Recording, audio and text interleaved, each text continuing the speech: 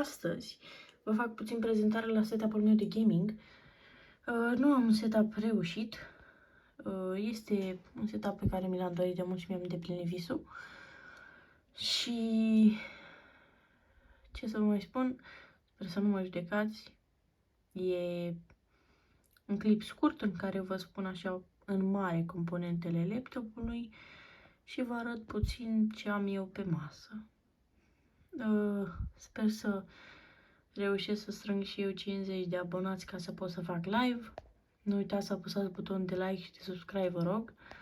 Deci avem un laptop TUF Gaming F15 cu o placă Nvidia GeForce RTX 3500, 144 de Hz, duce foarte bine 5M, CS-ul, Eurotrack-ul.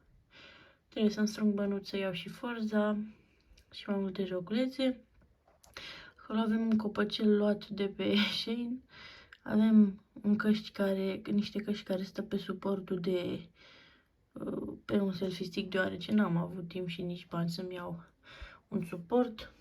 Avem o tastatură de la G-Wolf, la fel și mouse-ul. Avem mouse pe de Crăciun, deoarece n-am apucat să iau mouse normal. Avem kendama de la Bisoi, încă o plantă de pe Shein. Acolo în spate avem un orișor care luminează. Și cam așa arată setup-ul meu. Ce vreau să vă spun este că nu am posibilitatea să-mi fac un setup wow în momentul de față, însă e ce mi-am dorit. Mi-am dorit un laptop, am putut să mi-l achiziționez, îi mulțumesc lui Dumnezeu și sper să reușim să facem 50 de abonați, mă scuzați, ca să pot face și eu live.